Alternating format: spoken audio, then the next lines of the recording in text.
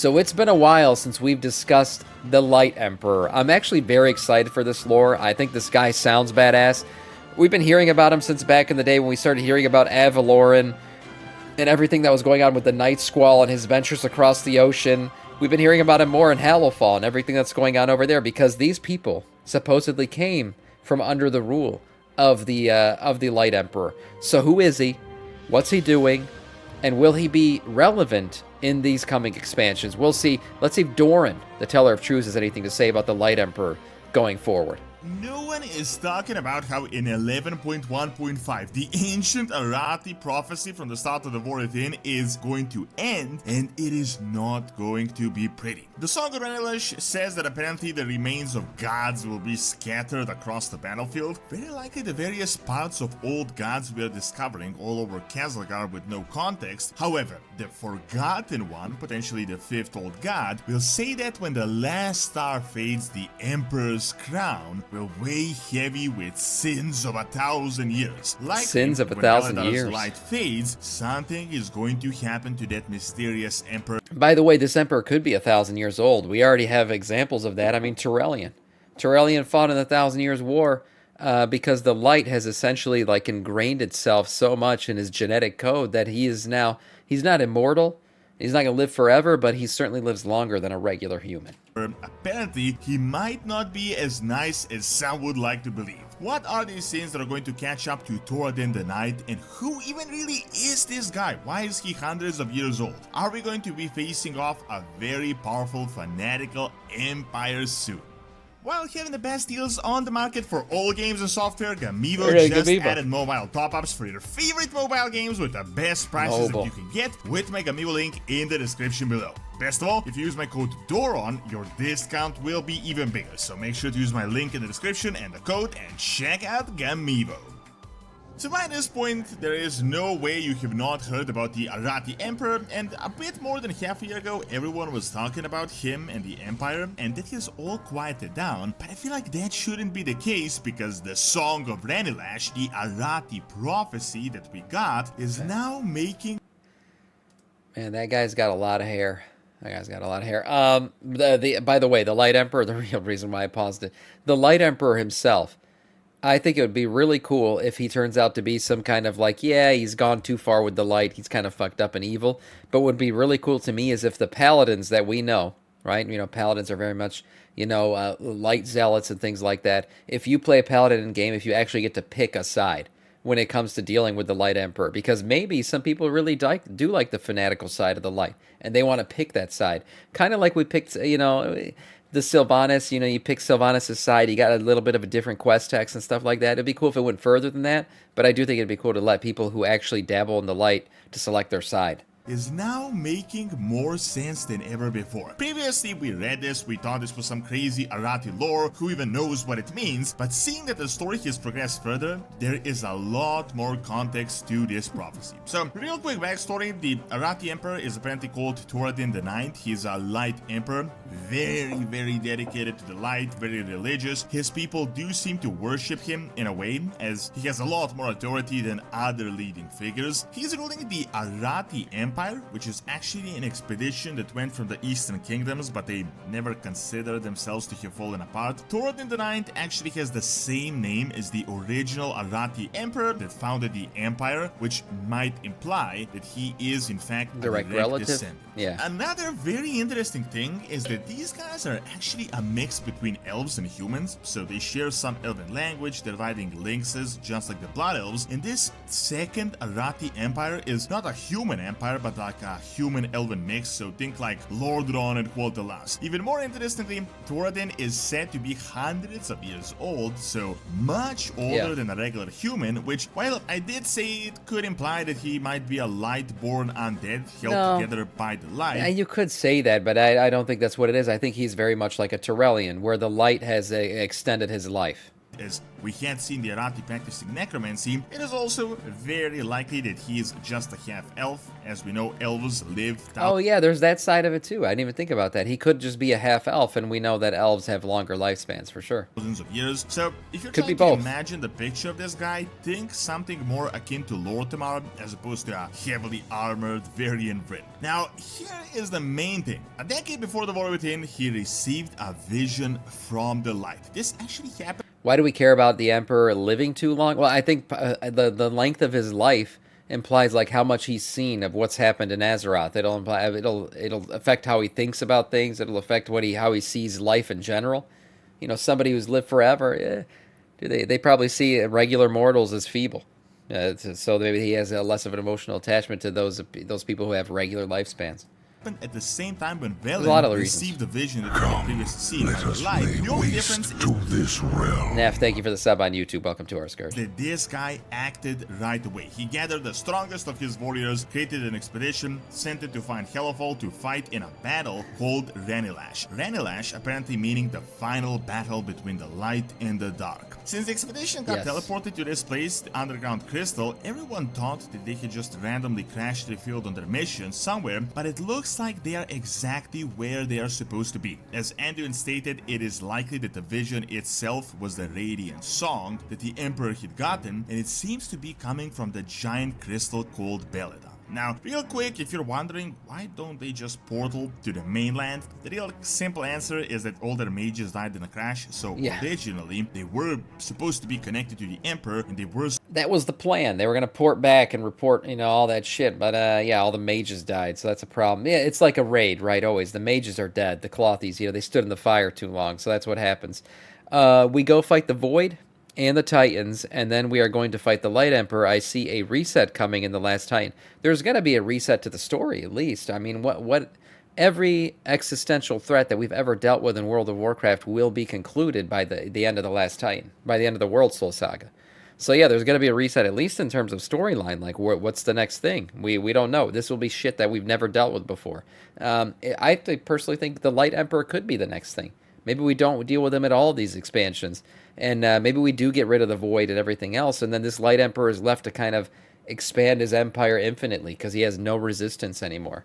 That could be the next part of this. Then you get Avaloran, the other side of Azeroth. Go explore that shit. That could be a whole new thing, multiple expansions deep. So we'll see. supposed He to will get be relevant. reinforcements. Now, to not bore you with the lore of these guys that you already know, I want to cover the prophecy of Ranilash. The Arathi have told us, and they seem to be debating themselves What the fuck is Avaloran? Quick rebrief here. So Avaloran is supposedly this massive continent on the other side of Azeroth. It is supposedly where the Hellfall Empire comes from. The Arathi Empire comes from. This is the Hellfall people, and it was discovered by the Night Squall recently. Again, he is the first person to he was a pirate, first person to go there and come back and survive to tell the tale. Supposedly, whenever people go there, they never come back. So there's this hidden continent. It's surprise. It's another piece of land hidden in Azeroth, but it's supposedly on the other side of the planet, and that's why we've never seen it.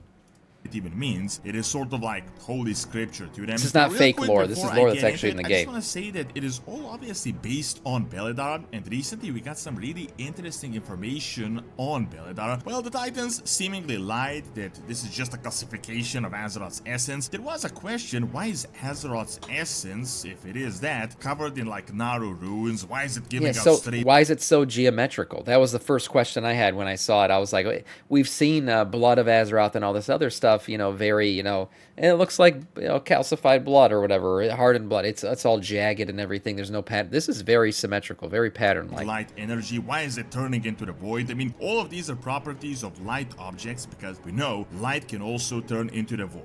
Well, people have actually connected this to a really interesting quote from a book called 1,000 Years of War, talking about Illyria. Good book. It talked about how she saw the forces of the light fighting the void, and she saw darkened worlds burning in holy fire. This was referring to the constant crazy war between the light and the void that is ongoing in the universe that we have never actually personally encountered. Most interestingly, it said this line, and keep this line in mind. She saw millions of creatures encased in luminous crystals the size of mountains, sustained by the light and unable to die. Now, people have connected this quote to Belladar, and it makes so much sense when you think about it. There is apparently that 5th Old God mural in the Nerubian Kingdom. You're right. There is a void crystal. Now, Blizzard has dropped things like a mural like this or something else in the game. We're like, oh, I can't wait to find out what that's all about. And then we never find out. It's just kind of like they drop that storyline. Hopefully, that's happening less now with Chris Metzen back. So we probably will finish out this storyline, but when, I have no idea. In the mural itself, the Nerubians are really after this crystal itself. Even I more think maybe by the end of this interestingly, expansion we'll know the crystal more. is apparently turning into the void all the time. Now, in 11.1.5, we're getting an event called the Nightfall, which seems to be the final Nerubian push for that crystal. Now, remember the old quote that may refer to Xal'atath? The fall of night reveals her true face. She Yes. will bring only ruin. So the possibility was that the light may have attacked Azeroth at one point and trapped the old god into that crystal. Now, this is something I've covered in the previous video that you can check out in great detail about Belladar, but I really want to quickly now put a spotlight on the Arathi prophecy that perfectly aligns with this and sort of adds even more context, and then you can decide for yourself whether this makes any sense. All of this is described in a prophetic text called the Song of Ranilash, the Song of the Final Battle. It says, the Arathi formed a constellation of courage against the darkness. The Harbinger's forces, nightmares of legs and claws, scattered across the battlefield. Their grotesque dance echoed the rhythm of a world teetering on the brink. All of this is obviously referring to what has already happened in the Nerubian battle, but here is where it starts to get really good. The wall, built with the living rock of titans, bore the weight of the conflict. This honestly seems to be referring to the fact that this battle is happening within the titan machinery of the world core, which is really all just one giant titan facility shaped by the titans, so Kazlagar itself. Now here, all of these Titan facilities are going to become relevant again in the last Titan. That's a guarantee. Midnight, we're going to be dealing with Elven lore and all that shit, but the Titan lore is obviously coming in that final part of the World Soul Saga. Starts heating up. The remains of gods scattered across the battlefield pulse with an unseen light. Their echoes stir the Arathi, compelling them to fight, to kill for the world's dawn. Something is really weird here. Do you guys notice the old god parts are all over the place in Kazlagar? We got full laboratories of them, eyes, tentacles. None of this has ever been explained. Plus, if the 5th old god is really inside Belladar, he may be pulsing with an unseen light as he's literally in a giant mountain-sized light prism. The positioning of the crystal even makes sense, as this is underground and old gods are usually a few zones deep themselves. Now, the last line of the prophecy is absolutely crazy. Amidst the chaos, the Forgotten One cried, when the last star fades, the Emperor's crown will weigh with sins of 1,000 years. The stalwart soldiers threw down their spears and wept tears of blood and burning anger. What does this even mean? I mean, the Forgotten One, first of all, not only does it sound like the old god names of Warcraft 3, but is this really the old god within the crystal? I mean, think about it. This is apparently the 5th old A forgotten extra old god? Yeah, that could make sense. god, the Forgotten God, that was seemingly deleted from known history. However, what is this foreshadowing? When the last star fades, the Emperor's crown will weigh heavy with the sins of 1,000 years. Apparently, after this, the soldiers are angry and crying. The last star seems to be Belladar. When it fades, we're going to learn what the Emperor really did. I mean, what are these sins of 1,000 years? What has Thoradin the Ninth really done? I feel like this is not only foreshadowing for the end of this expansion, but the introduction of the Light Emperor himself. Remember some of the hints we had gotten so far in the game. The only thing we know about this empire is that they're very fanatical when it comes to the light, insanely devoted, although not all of them are as fanatical. They're apparently very rich, prosperous, powerful. They're based on a land we had not yet discovered. They're like, I'd be down to see another massive human kingdom completely done. Like the Arathi architecture, we can already see it in Hallowfall. Those people built the Hallowfall people, the people of the Arathi Empire, built those buildings in Hallowfall. The architecture is beautiful. If we get an entire city like that, that'd be really cool. But we'll see if that ends up happening. they have a Lauren. Oh, I love you too, Henry. They're very technologically advanced. Even more interestingly, we were told that the Emperor himself might not take too kindly to our kin, the various races we intermingle with, leading us to think they might be something close to like the Scarlet Crusade when it comes to thinking. Sure. And some theories have even connected them as potential allies. However, the end of the Arathi prophecy states that when the last star fades, very likely when Belladar loses the light, the Emperor's crown will weigh heavy with sins. Does that mean that all the sins he committed in the name of the light will be in vain? As it says, sins of 1,000 years. It is very likely for all the other Tordens, as it refers to the crown of the Emperor, not just this Emperor in particular. Some kind of feel like these guys are up to no good. They may not be the good guys we think they are. We may be dealing with a new Scarlet Crusade, just instead of like a Dreadlord infested former band of paladins and thugs, these guys are a legit established powerful empire that may be a significant threat. Some people even speculate that as the light turns into the void naturally, the same could be said for the Emperor and his light empire might become a void one. Right now it is really impossible to say anything for certain, but this is very likely going to be midnight content. We're going to discover this empire, and I just have this feeling that these are not going to be one of the friendly factions we're just going to recruit along the way. Personally, I predict big civil strife between them. I think the ones close to the Emperor are going to be similar to Urel's light fanatical army, where you're what the hell's going on with Urel? I forgot about her. I mean, she'd surely agree with the Light Emperor and everything he's about, so maybe she'll become relevant again there. To have the option to embrace the light or to no longer exist. Thanks for watching. Check out what the end of Zelda's prophecy means and also subscribe to my raid channel by clicking on the screen as well. See you next time. Yeah, we'll see. I mean, the Light Emperor, since I first heard about him, I thought he sounded like a very cool, you know, a villain-esque, like almost anti-hero villain, where he could be helpful to us against fighting against the Void, but then he kind of goes back on himself and, you know, gets a little bit too wild, goes a little bit too far. Could be some really cool stuff that comes out of this. Nice video from Doran.